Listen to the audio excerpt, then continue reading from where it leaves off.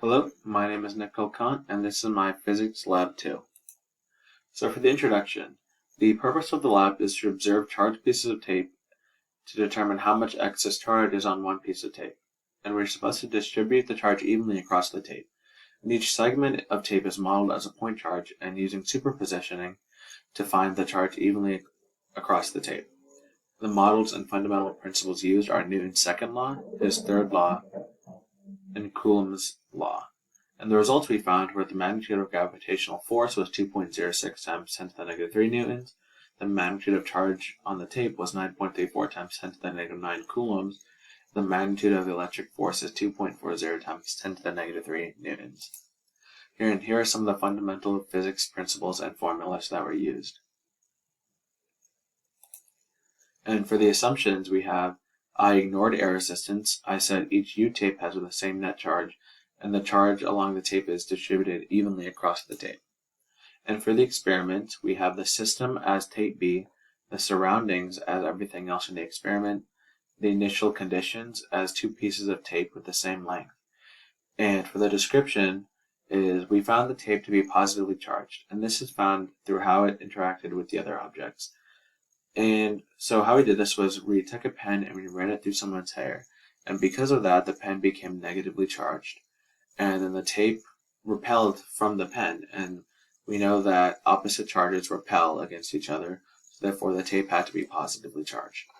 And tape B is placed on top of tape A, and tape A is moved upward until tape B floated. And that is a description for this experiment done. And as you can see, on the left are some figures that we calculated and also measured. We have the mass, the length, the distance between the tapes, and the magnitude of gravitational force, the magnitude of the electric force, and also the charge on the tape. And on the right you can see is the lab setup. And so for the discussion, so the more accurate lab is lab 2, because lab 1 treats the tape as a point charge, and lab 2 treats the tape as having the charges distributed evenly along the tape. And lab 2 models the tape in a real-world situation where lab 1 doesn't.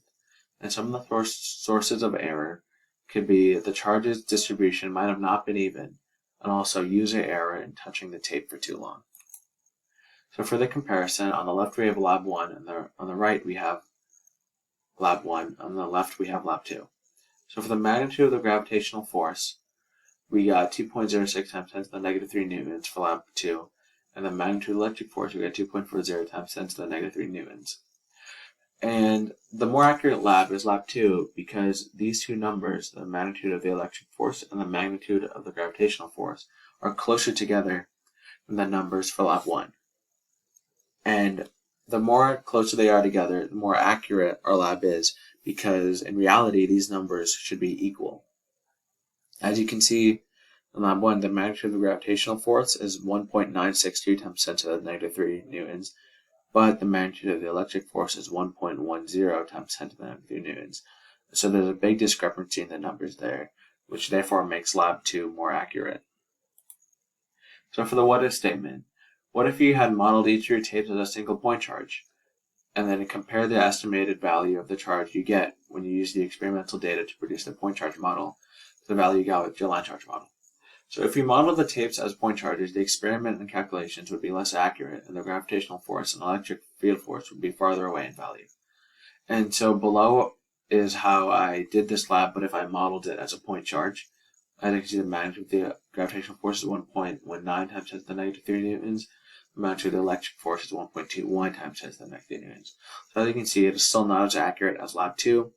As lab 2, as you can see on this slide, the numbers are a lot closer together than we got when calculating this lab as a point charge. So for the why do these estimates differ? Which value is likely to be more closer to the real value and why? These estimates differ because lab 1 is treating the tape as a point charge, and lab 2 is treating the tape as a line charge. Lab 2 with treating the tape as a line charge is more likely to be accurate because it is simulating real-world scenarios and it is treating the tape just like how it acts in the real world. And here's my code for the coding part of this lab. On the left you can see I initialized some of the constants, and on the right is creating the electric field. And so for the code you see on the top, It is a for loop that helps calculate some of the values. And on the bottom is positioning the arrows, as you can see in the next slide. And here's my code simulation. All right, that is it. Thank you for your time.